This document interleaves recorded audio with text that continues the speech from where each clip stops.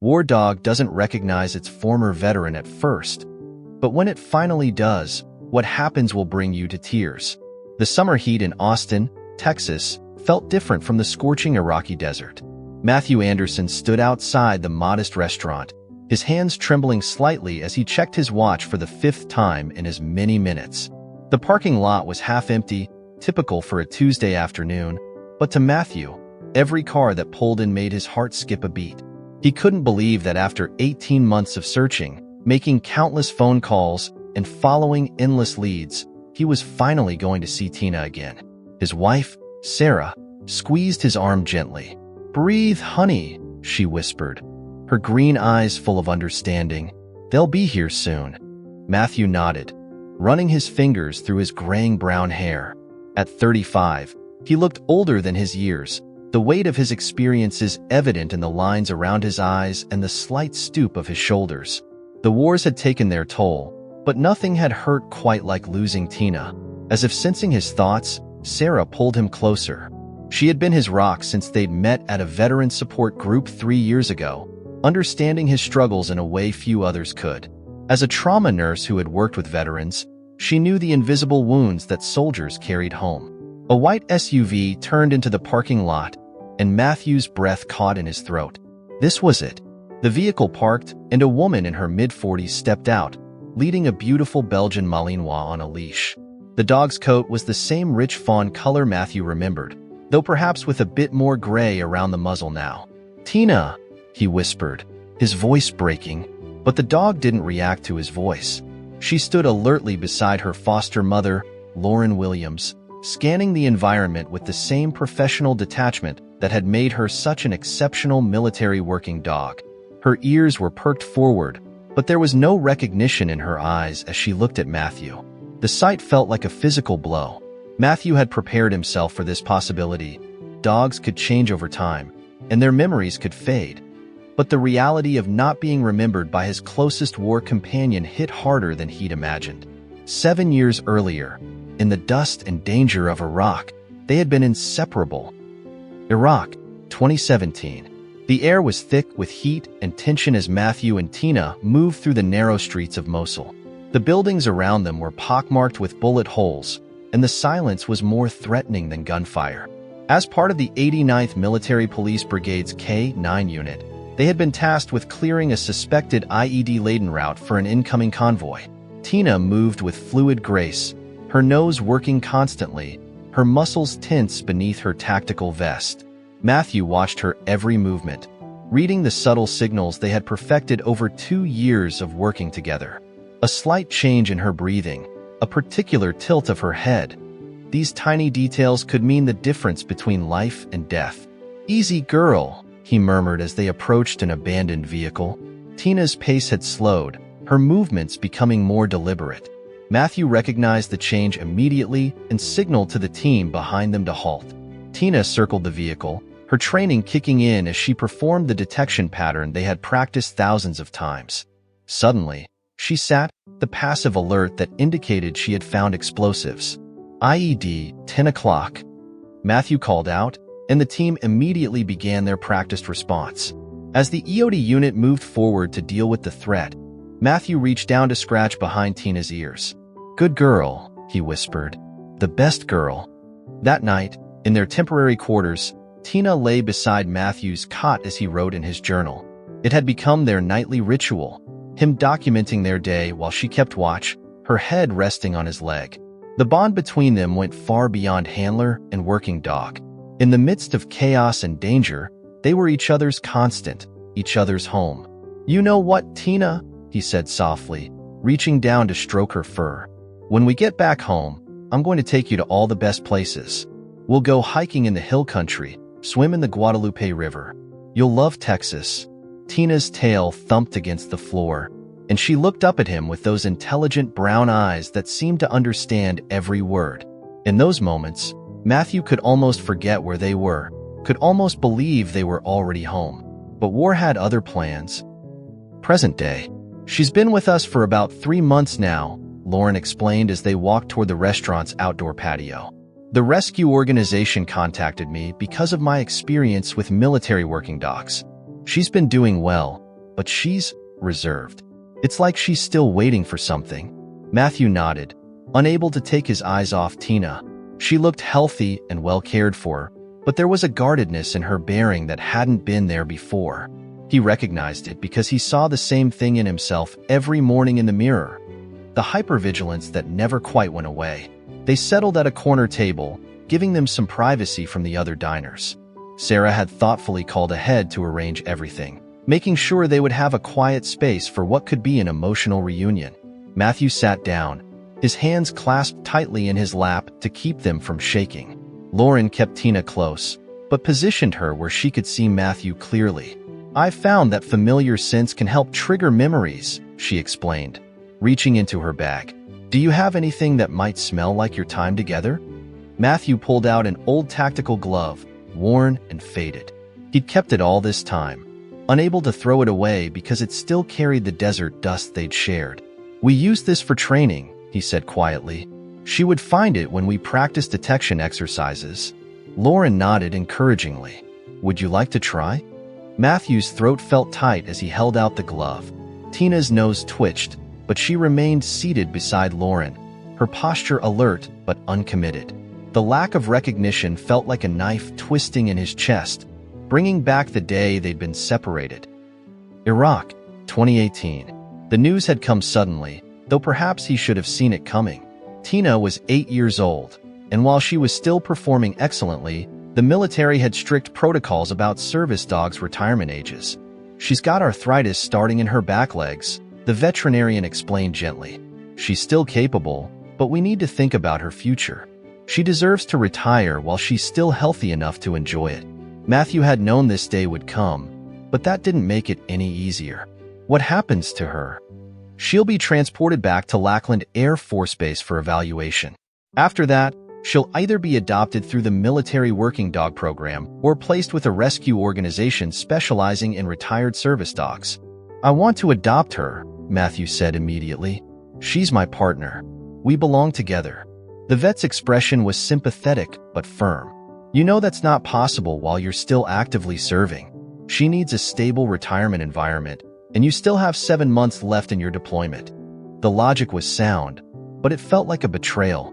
How could he explain to Tina that he was sending her away? That after everything they'd been through together, he couldn't be there for the next chapter of her life? Their last day together was torture. Matthew took her through their usual routine, trying to memorize every detail. The way her tail wagged when he praised her, the soft whine she made when she wanted attention, the warm weight of her head on his lap during breaks. That night, he slept on the floor beside her, one hand buried in her fur. "I'm so sorry, girl," he whispered into the darkness. "I'm going to find you again. I promise." The next morning, he had to watch as she was led away to the transport vehicle. She looked back at him, confused, and it took every ounce of his training to maintain his composure. As soon as she was out of sight, he turned and punched the wall of the nearest building, barely feeling the pain in his knuckles.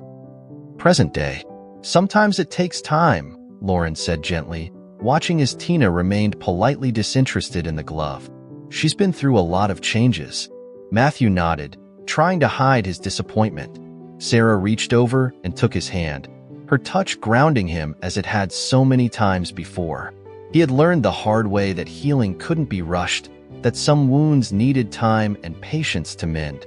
"Would you like to tell us about how you found her?" Lauren asked, clearly trying to keep the atmosphere positive. "The rescue organization said you've been searching for quite a while." Matthew cleared his throat. After I got back stateside, I started looking right away. But the system for tracking retired military working dogs isn't exactly straightforward.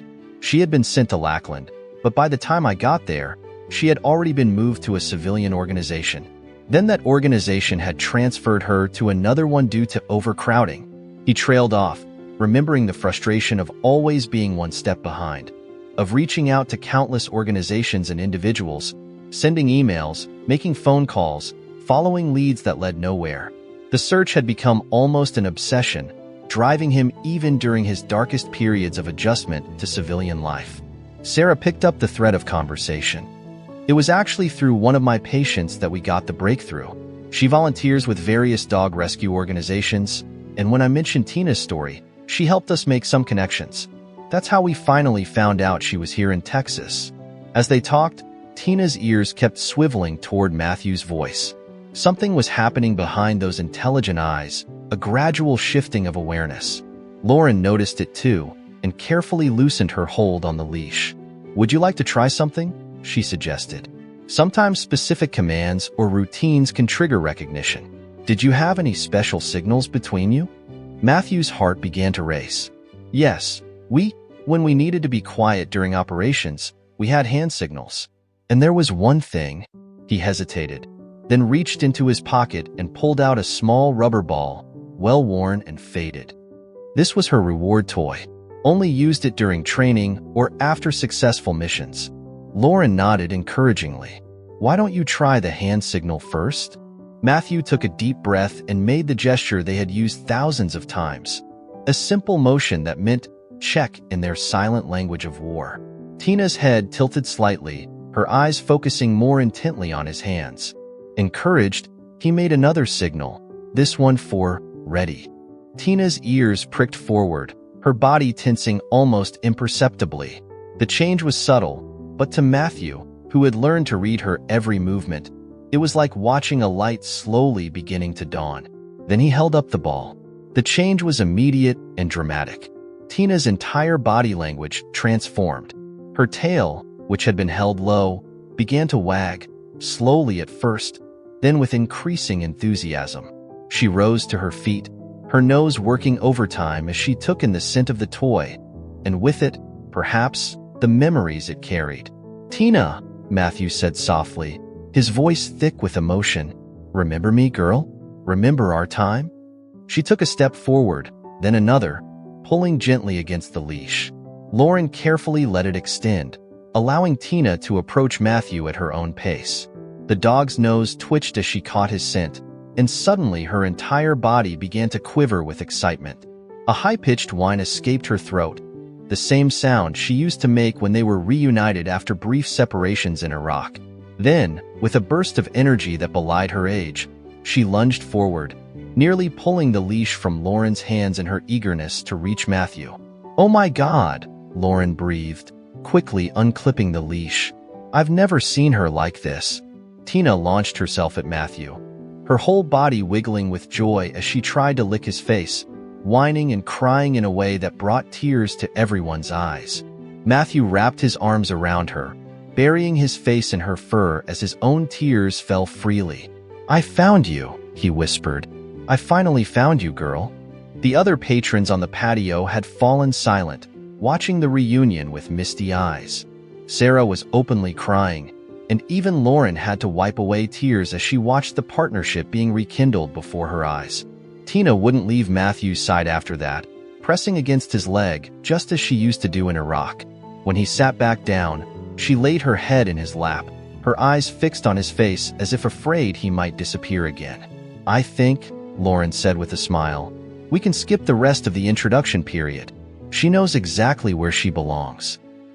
The drive home was filled with a different kind of tension, anticipation rather than anxiety. Tina sat in the back seat of Matthew and Sarah's car, her head resting on the center console between them, occasionally letting out contented sighs. Their house in the suburbs of Austin wasn't large, but they had prepared it carefully for Tina's arrival, hoping this day would come.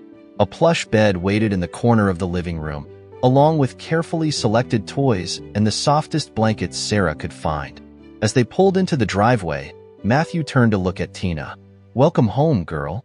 The adjustment period was both easier and harder than expected. Tina took to Sarah immediately, seeming to sense the kindness and patience that made her such an excellent nurse. She loved the backyard with its high fence and shady trees, spending hours exploring every corner. But there were challenges too. The first thunderstorm after Tina came home triggered both her and Matthew's PTSD. They ended up huddled together in the bathroom, Sarah sitting with them, speaking softly and helping them through the episode. It was a stark reminder that healing was an ongoing process, but also a testament to the strength they found in each other. Slowly, they developed new routines. Morning walks in the neighborhood, where Tina would proudly carry her ball. Afternoon training sessions in the backyard, not for military purposes now, but for the joy of working together again. Quiet evenings on the patio, watching the sunset with Tina lying between Matthew and Sarah's chairs. Matthew noticed changes in himself too. The nightmares that had plagued him since his return began to ease. Having Tina there, solid and real, helped anchor him in the present when memories threatened to pull him back into the past. Her presence made it easier to talk about his experiences, both with Sarah and with his therapist. One evening, about a month after Tina's homecoming, Matthew sat on the back porch steps, watching as Sarah played fetch with Tina in the yard. The dog's joy was contagious, her barks of excitement filling the air as she chased the ball again and again. "She's younger every day," Sarah commented, sitting down beside him after Tina finally tired herself out and flopped down in the grass. "It's like having you both together has turned back the clock." Matthew nodded, reaching out to take her hand. "Thank you," he said quietly, "for everything. For supporting me during the search, for helping make this happen, for loving both of us." Sarah squeezed his hand. "You know what I see when I look at you two? Hope. The kind that survives separation and pain and loss. The kind that brings people and dogs back together across any distance." As if on cue, Tina trotted over and settled at their feet, her head resting on Matthew's boot just as it had done countless times in the desert. But now, instead of watching for danger, her eyes were peaceful, content in the knowledge that she was finally home. Matthew reached down to scratch behind her ears, feeling the solid warmth of her presence. They had both carried scars from their time at war, visible and invisible ones. But here, in this peaceful backyard with the Texas sun setting behind them, those scars were becoming something else. Proof of survival, testimony to the strength of their bond, and reminders that even the deepest wounds could heal with time, love, and the faithful dedication of a battle-tested heart. "You know what, Tina?" he said softly, echoing words spoken years ago in a tent thousands of miles away. "I told you you'd love Texas." Tina's tail thumped against the ground, and in her eyes, Matthew saw not just recognition, but understanding. They had made it. Through war and separation, across years and miles, they had found their way back to each other. And in that reunion, they had both found something more. Not just a return to what was, but a beginning of something new. A future full of peace, love, and the simple joy of being home together at last. As autumn arrived in Texas, bringing slightly cooler temperatures and golden afternoon light, Matthew and Tina's story began to impact their wider community. Word spread through the veteran support groups about their reunion, and soon other veterans started reaching out, asking to meet them and share their own stories of military working dogs. Matthew was hesitant at first. He had always been private about his experiences, but Sarah encouraged him to consider it.